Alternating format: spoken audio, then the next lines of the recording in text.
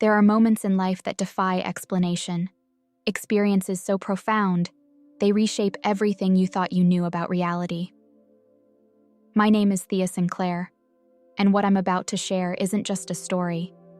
It's a testament to a truth that exists just beyond the periphery of our everyday world.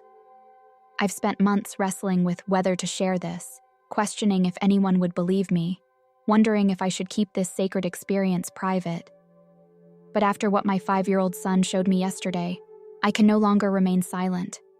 Some might call what I experienced a near-death experience, but that clinical term feels inadequate to describe what happened to me on that winter night. You see, I didn't just approach death, I crossed over. For exactly 10 minutes and 36 seconds, my heart stopped beating during an emergency C-section. The medical records confirm this with their sterile precision, but they can't capture the profound reality of what transpired during those precious minutes when I stood at the intersection of two worlds. Before I delve into that transformative experience, you need to understand the events that led up to it, the subtle ways the universe seemed to be preparing me for what was to come. Looking back now, I can see the signs, the gentle nudges from a divine hand that I was too preoccupied to notice at the time. It began 3 months before that fateful night, during one of those ordinary moments that only reveal their significance in retrospect. I was tucking my son Nathan into bed, our nightly ritual of stories and prayers completed, when he said something that should have given me pause. "Mommy," he whispered, his small hand clutching mine in the soft glow of his nightlight. "My friend says the baby will need extra help coming into the world." I remember smoothing his dark curls away from his forehead, offering the distracted smile of a mother who has heard countless imaginative tales from her child. "What friend is this, sweetheart?" "The bright one," Nathan replied with the matter-of-fact certainty of a 5-year-old. "The tall one who watches over me while I sleep. He has wings, Mommy, but not like bird wings. They're made of light." I did what most parents would do, murmured something non-committal about wonderful imaginations, kissed his forehead, and went about my evening. But now, knowing what I know, that memory brings tears to my eyes. How many times had my son tried to tell me about his celestial guardian? How many times had I dismissed the profound truth coming from those innocent lips? The pregnancy with my second child had been different from the start. While carrying Nathan had been a textbook experience of morning sickness and eventual glowing health, this pregnancy felt more precarious, marked by unexplained complications and nagging concerns that my doctors couldn't quite pin down. James, my husband, noticed it too. The way I would sometimes stop mid-sentence and press my hand to my swollen belly, a look of worry crossing my face. "What is it?" he would ask, his own concern evident in the furrow of his brow. "I don't know," I would answer truthfully. "It's just different this time. Like there's something I need to prepare for, but I don't know what." James, ever the pragmatist, would remind me that every pregnancy is different, that anxiety is normal, that all the tests were coming back normal. He was right, of course, but that didn't quell the persistent feeling that something momentous awaited us. As my due date approached, Nathan's comments about his bright friend became more frequent. He began drawing pictures, dozens of them, always featuring the same tall, luminous figure standing protectively beside a smaller stick figure meant to represent himself. I hung these drawings on the refrigerator alongside his other artwork, not yet understanding their prophetic nature. One evening, about a week before everything changed, I found Nathan sitting cross-legged on his bed, having what appeared to be an animated conversation with thin air. When I asked him what he was doing, his response sent an inexplicable shiver down my spine. "My friend is telling me about the baby's friend," he said, pointing to an empty space beside his bed. "They're getting ready for something important." I remember standing in his doorway, one hand resting on my enormous belly, feeling the baby shift restlessly within me. For a moment, just a moment, I thought I saw something in my peripheral vision, a shimmer of light, perhaps, or a movement where no movement should be. But when I turned my head, there was nothing there but the ordinary contents of a 5-year-old's bedroom. That week, I began having dreams. Vivid, technicolor visions that felt more like visitations than ordinary nighttime imaginings. In them, I would find myself walking through rooms filled with light, hearing whispered conversations in a language I couldn't quite understand. I would wake with tears on my cheeks and a sense of anticipation that I couldn't explain. Looking back, I realize now that these were more than just pregnancy-induced dreams. They were preparation, gentle introductions to a reality I would soon experience in its fullness.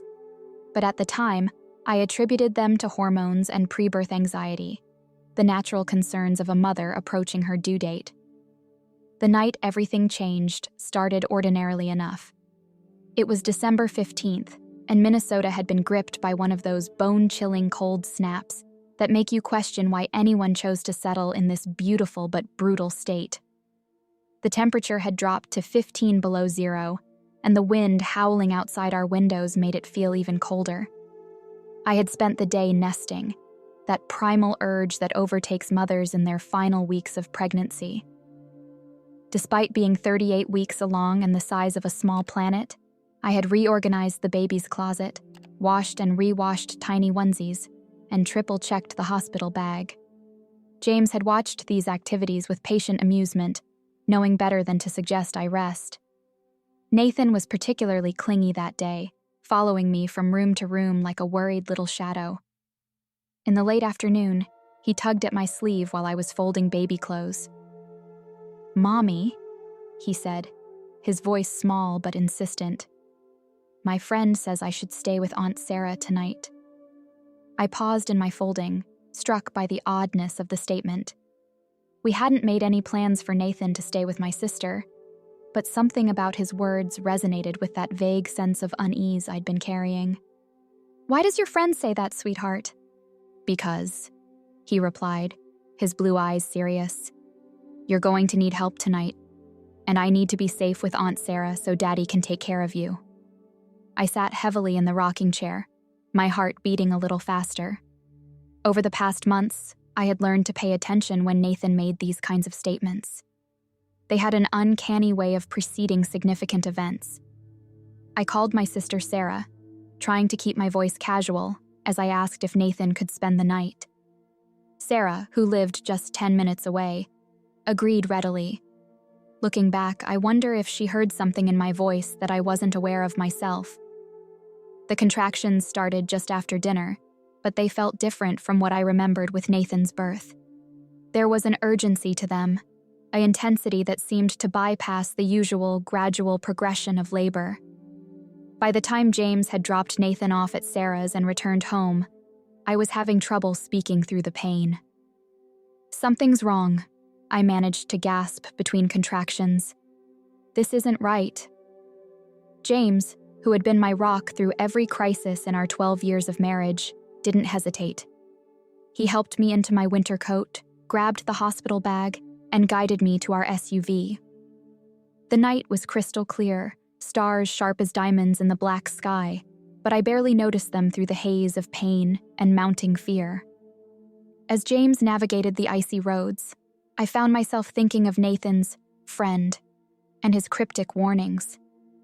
The baby within me moved restlessly, and each movement brought a new wave of pain that seemed to radiate through my entire body. The familiar streets of our suburban neighborhood gave way to the highway, the lights of other cars creating streaks of color in my pain-blurred vision. "Everything will be fine," James kept saying, his knuckles white on the steering wheel. But I could hear the tension in his voice, the way it cracked slightly on the word, fine. He was scared too, though trying hard not to show it. The hospital emerged from the darkness like a beacon, its windows glowing warmly against the night sky. As James helped me from the car, a gust of bitter wind cut through my coat, but I barely felt it. The pain had become all-consuming, and black spots were dancing at the edges of my vision. The emergency entrance was bright and warm, but everything seemed to be happening in slow motion. I remember fragments, the wheelchair appearing, the concerned faces of the nurses, the rapid-fire questions about my symptoms. James's hand in mine, then gone as they wheeled me away for examination. The last clear memory I have is of the harsh fluorescent lights in the examination room and a doctor's voice saying words that seemed to come from very far away. "We need to get her into surgery now." Then the world began to fade, and I heard someone, perhaps multiple someones, saying, "We're losing her." The pain, which had been my constant companion for hours, suddenly intensified beyond anything I thought possible. I remember thinking of Nathan, of his drawings of the bright figure with wings, of his strange prescience about this night. As consciousness slipped away, I thought I saw something. A shimmer of light, perhaps, or a movement at the edge of my vision, just like in Nathan's room that day. But before I could focus on it, everything went dark. I didn't know it then, but that darkness was just the threshold. What waited beyond it would change not just my understanding of life and death, but of the very nature of reality itself. In those 10 minutes and 36 seconds, when my heart stopped beating, I would be granted a glimpse behind the veil that separates our physical world from the spiritual realm that surrounds us always. But that's not just my story to tell. It's a testament to the truth that my 5-year-old son had been trying to share all along, a truth about divine protection, about the thin membrane between heaven and earth, and about the magnificent beings who watch over us, especially the little ones, with fierce and tender devotion. What I experienced in those minutes between life and death would forever change how I understood my son's imaginary friend, and would give me a sacred mission: to share this truth with other parents who might be dismissing their own children's glimpses of divine reality. But first, I had to die to truly understand what it means to live. They say that death is like falling asleep, but that wasn't my experience at all. The transition from life to death, or whatever ethereal state I entered during those 10 minutes and 36 seconds, was more like awakening from a dream into vivid reality. The pain that had been consuming my body vanished not gradually, but in an instant, like a switch being flipped. The harsh fluorescent lights and urgent voices of the operating room dissolved into something entirely different, a quality of light I still struggle to describe in human terms. Imagine the purest sunlight you've ever seen, but alive somehow, conscious and breathing with divine intelligence. This light didn't just illuminate, it communicated. It carried meaning, emotion, and understanding directly into what I can only call my soul. In that moment, I realized I no longer inhabited my physical body. The sensation was extraordinary, like being freed from constraints I hadn't even known existed. My awareness expanded in all directions simultaneously, and I could perceive reality in ways that transcended ordinary human senses. Colors I had never seen before danced at the edges of this new consciousness, and I could feel the vibrations of what I now know was divine love permeating every particle of my being. The first thing I noticed was the absolute absence of fear. Despite knowing with certainty that my physical body lay on an operating table somewhere below, I felt completely at peace. More than peace, I experienced a profound sense of homecoming, as if every moment of my life had been leading to this revelation. Then I became aware of a presence. To call it merely a presence seems woefully inadequate. Imagine the most powerful force you can conceive of, but tempered with infinite gentleness. Imagine perfect understanding, complete acceptance, and unconditional love, all embodied in a being of such magnitude that it defies description. This was my first awareness of Jesus Christ in his divine glory. The figure that stood before me was simultaneously familiar and utterly transcendent. This wasn't the sorrowful figure from church paintings or the gentle shepherd from children's Bible stories. This was the King of Kings in his full majesty, radiating a power that should have been terrifying, but instead filled me with indescribable joy. His appearance shifted as I gazed at him, as if my human consciousness couldn't quite settle on a single way to perceive his divine nature. Sometimes he appeared as pure light-given form, other times as a figure of such beauty that tears would have fallen from my eyes if I'd had physical eyes to cry with.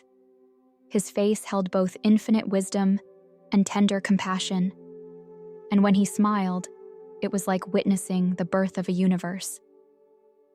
"Thea," he said, and my name in his voice was pure music, containing within it all the love and purpose with which I had been created. "You have questions about the ones who watch over your children." The truth of his words resonated through my entire being. I did have questions, so many questions, though I hadn't fully formulated them until that moment. All those times Nathan had spoken of his friend, all those drawings he'd made, all my dismissed doubts and wonder came rushing back with crystal clarity. Before I could respond, the scene around us shifted. The pure light that had surrounded us coalesced into what I recognized as Nathan's bedroom, but seen from an entirely new perspective. The physical room was there, yes, but I could now perceive layers of reality that existed simultaneously with the material world. The walls seemed permeable, more like suggestions than solid barriers, and the air itself was alive with flowing currents of light and energy. There, standing beside Nathan's bed, was a being of such magnificent power that my first instinct was to fall prostrate before it. The angel, for that's what it undoubtedly was, stood at least 8 feet tall, its form radiating strength and authority. But what struck me most was the expression on its face as it gazed down at my sleeping son. Fierce tenderness, protective love, and absolute dedication. The angel's wings were unlike anything I could have imagined. They weren't the feathered appendages of traditional artwork, but rather living light that shifted and moved with purpose and intelligence. They curved protectively around Nathan's bed, and I could see how they were not just decorative, but functional on multiple levels of reality, capable of defending against threats, both physical and spiritual. "This is Raziel," Jesus said, his voice carrying both authority and affection. "He has been Nathan's guardian from the moment of his conception, chosen specifically for your firstborn's unique journey and purpose." I watched in wonder as Raziel adjusted Nathan's blanket with a gentleness that seemed remarkable, given his warrior-like appearance. Where his hand passed, I could see ripples of protective energy flowing into the fabric itself. Nathan stirred in his sleep and smiled, clearly aware on some level of his guardian's loving presence.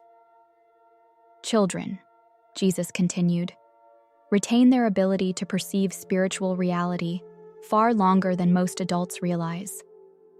Their hearts remain open to heaven's frequencies until the world teaches them to doubt what their souls know to be true. Nathan's awareness of Raziel is not imagination. It is recognition of a relationship that began before his first breath." As I watched, I began to perceive more details about this magnificent being. Raziel's armor, if it could be called that, seemed to be made of living light, shifting and responding to the environment in ways that defied physical laws. Symbols of power and protection moved across its surface like living calligraphy, each one pulsing with divine energy. His sword, though sheathed, radiated an authority that made it clear this was no mere decorative weapon, but an instrument of divine protection. "Your son's drawings," Jesus said, gesturing to the refrigerator art I had so casually dismissed, "are his attempts to capture in physical terms what his spirit sees clearly. The light you occasionally glimpsed from the corner of your eye? That was Raziel, allowing you brief glimpses of his presence when you needed reassurance most." The scene expanded, and I could now see beyond the confines of Nathan's room. To my amazement, I could perceive other guardian angels throughout our neighborhood, each one uniquely suited to their charges. Some appeared as warriors, others as teachers or nurturers, but all radiated the same fierce love and protective dedication I had seen in Raziel. The hosting of heaven never rests, Jesus explained, his voice carrying the weight of divine authority. Every child, every soul under my care, has their own guardian, chosen specifically for them. When I said, "Their angels always see the face of my Father in heaven," it was not metaphor, but literal truth. Then the scene shifted again, and we were in the operating room where my physical body lay. The medical team worked with focused intensity, their movements precise and urgent. But what caught my attention was another angel, different from Raziel, but no less magnificent, standing beside the table. This angel's wings curved protectively over my abdomen, where my unborn child still struggled for life. "This is Ariel," Jesus said, "the guardian I assigned to your second son from the moment of his conception. Even now, as your body fails, Ariel maintains the connection between his spirit and physical form, ensuring his safe passage into the world." I watched in awe as Ariel worked in perfect synchronization with the medical team, though they were unaware of his presence. Where the angel's light touched, I could see strength flowing into my failing body. The scene was simultaneously terrible and beautiful, the desperate fight to save two lives playing out on both physical and spiritual planes. "Your children's guardians," Jesus continued, "are but a small part of the heavenly host that surrounds my faithful. They are warriors of light, protectors of the innocent, messengers of my love. They rejoice when their charges grow in faith and understanding, and they stand ready to defend against forces both seen and unseen." As if to demonstrate this truth, I was suddenly aware of a darkness trying to encroach upon the operating room. Not physical darkness, but something more insidious. Both Raziel and Ariel responded instantly, their wings flaring with divine light that pushed back against the encroaching shadows. The sight filled me with a profound understanding of the constant spiritual warfare that surrounds us, invisible to physical eyes, but no less real for its invisibility. The scene shifted again, and we were in what I can only describe as a place of pure light, though even that description falls short. All around us, I could see what appeared to be windows or portals into different moments of my life, times when divine intervention had saved me from harm, moments when guardian angels had deflected danger without my knowledge, instances of protection I had attributed to luck or coincidence. "You see, Thea," Jesus said, his voice resonating with both power and tenderness, "the veil between heaven and earth is thinner than most realize. Your children's ability to perceive their guardians is not naive imagination, but spiritual gift, one that many adults have forgotten they once possessed." I watched as scenes from my own childhood played out before us, moments when I too had been aware of angelic presence, before doubt and worldly concerns had clouded my spiritual vision. I saw my own guardian angel, who had watched over me from birth, still standing ready to resume their protective duties should I return to my physical form. The reality of it all overwhelmed me. The intricate dance between physical and spiritual realms, the constant presence of divine protection, the truth behind what we dismiss as children's fantasies. Every story Nathan had told me about his friend, every drawing he had made, suddenly took on profound new meaning. "But now," Jesus said, his expression becoming solemn, "you face a choice, Thea. Your body is failing, and though your children's guardians stand ready to protect them in your absence, your mission here is not yet complete. If you choose to return." The weight of this moment pressed upon me with cosmic significance. I could feel the pull of heaven's perfect peace, the allure of remaining in this place of complete understanding and divine love. But I could also sense the importance of the choice before me, a choice that would affect not just my own destiny, but the lives of many others. In that moment of decision, suspended between heaven and earth, I began to understand why I had been granted this glimpse behind the veil. This wasn't just about my own spiritual awakening, or even about confirming my son's supernatural awareness. This was about a larger purpose, a mission to share a truth that could bring comfort and understanding to countless other parents and children. The scene in the operating room flickered before us once more, and I could see James in the waiting room, his head bowed in desperate prayer. I saw Nathan sleeping peacefully under Raziel's watchful gaze, and my unborn son cradled in Ariel's protective light. All of heaven seemed to hold its breath, waiting for my decision. "Before you choose," Jesus said, "there is one more thing you need to understand." "Before you choose," Jesus said, his voice carrying both warmth and gravity. "There is one more thing you need to understand about the nature of divine protection and human free will."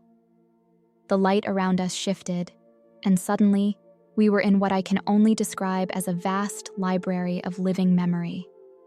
Every surface seemed to pulse with consciousness, and the very air was thick with wisdom.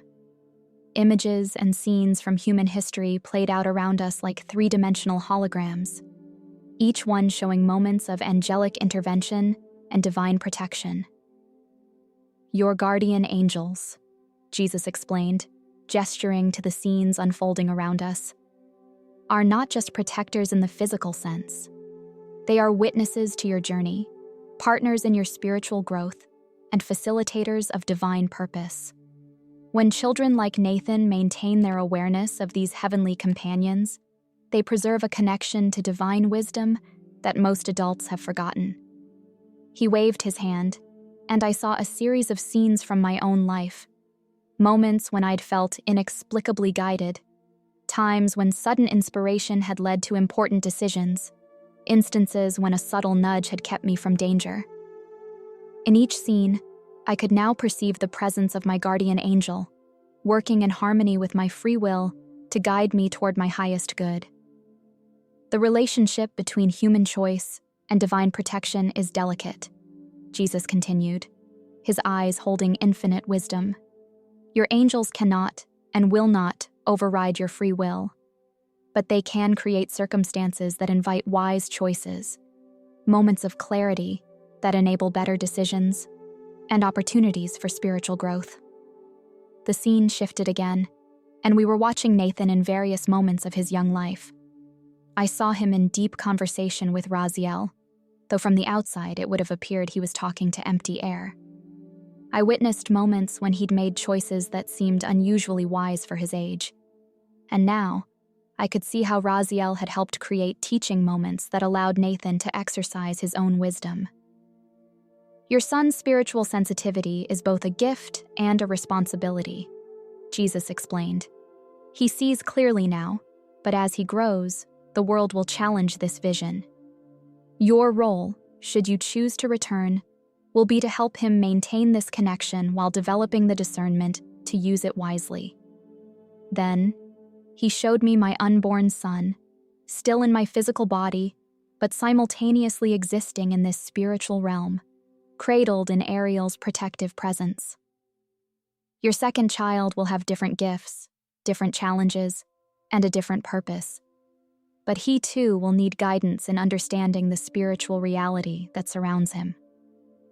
Jesus turned to face me fully, his presence both commanding and compassionate. Now, Thea, you must decide.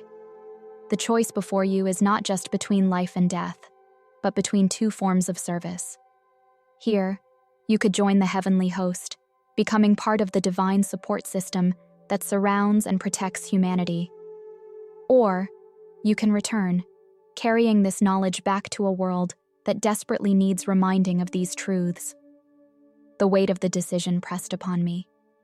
The peace and clarity of this realm were intoxicating, and part of me yearned to remain in this state of perfect understanding. But as I watched the scenes of my family, James praying in the waiting room, Nathan sleeping under Raziel's protection, my unborn son cradled in Ariel's light, I felt a growing certainty about my choice.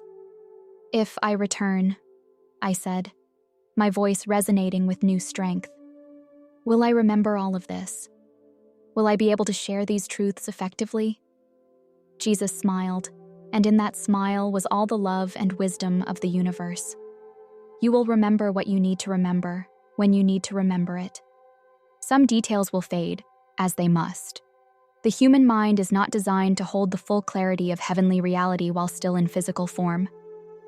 But you will retain the essential truths, and more importantly, you will carry in your heart the absolute certainty of divine love and protection. He gestured, and I saw potential future scenes playing out. Moments where my testimony would bring comfort to worried parents. Instances where my understanding would help children maintain their spiritual connections. Opportunities to share these truths with those who needed them most. But understand this, Jesus cautioned, his expression serious. Returning means accepting certain limitations. You will have to learn to walk the line between sharing these truths and allowing others to find their own path to understanding. You will face skepticism, and there will be times when you question your own experience. This, too, is part of the journey. I thought of Nathan's drawings, of all the times he'd tried to tell me about his friend, and I knew what I had to do. I want to go back, I said firmly. There are truths that need to be shared, and children who need to be believed. Jesus smiled, and in that smile was both blessing and commission. Then go with my love, beloved child. Remember that you are never alone, that your children are never unprotected, and that the hosts of heaven rejoice in your choice to serve in this way. He reached out and touched my forehead, and in that touch was both benediction and preparation. I felt knowledge being sealed into my soul, truths that would unfold gradually as I needed them, understanding that would emerge at the right moments to help others. And Thea, he added, his voice filled with tender authority, when you see Nathan's drawings of his guardian friend, remember this moment.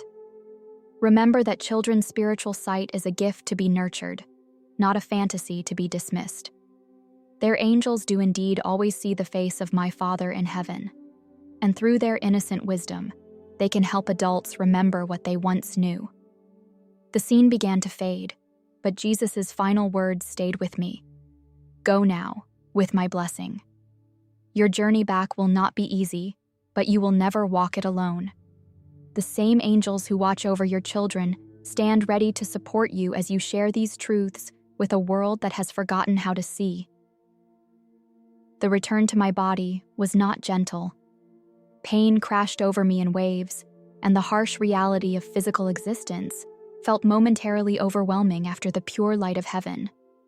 But as I gasped my way back to consciousness, I could feel the lingering touch of divine love, and I knew with unshakable certainty that I was not alone in this transition. The recovery was exactly as challenging as Jesus had warned it would be. For weeks, I struggled with physical weakness, with the limitations of earthly existence, with the frustration of not being able to fully articulate the profound truths I had witnessed. But through it all, I carried in my heart the certainty of what I had experienced. James was my rock during this time, never questioning when I would burst into tears at the sight of Nathan's drawings, supporting me as I gradually found ways to share my experience with others. And Nathan, my beautiful, spiritually aware son, continued to see what most adults had forgotten how to perceive. Yesterday, he brought me a new drawing. In it, he had depicted not just his own guardian angel, but also his baby brothers, both figures radiant with the same divine light I had witnessed in my near-death experience. As I held the drawing, tears streaming down my face, Nathan looked up at me with those clear, wise eyes. You can see them now too, can't you, Mommy? He asked simply. And I could only nod, overwhelmed with gratitude for this second chance, for this opportunity to help bridge the gap between heaven and earth, between childlike faith and adult understanding. The drawing now hangs on our refrigerator, a daily reminder of the reality that exists just beyond the veil of ordinary perception. I share this story now, not to convince anyone of anything, but because I was given this glimpse of divine truth for a purpose. To all the mothers who worry about their children's safety, to all the parents who wonder if their prayers are heard, to all who seek to understand the spiritual reality that surrounds us, know this: we are never alone. Our children are never unprotected. The hosts of heaven stand guard, and the love of God encompasses all. The veil between heaven and earth is thinner than we imagine, and sometimes, through the eyes of a child or in moments between life and death, we're blessed with a glimpse of this truth. I know this because I experienced it. I know this because my son draws it. And I know this because the King of Kings himself showed me the reality that exists just beyond our ordinary perception. A reality where love is the fundamental force, where divine protection never ceases, and where the prayers of parents for their children's safety are answered in ways more magnificent than we could ever imagine.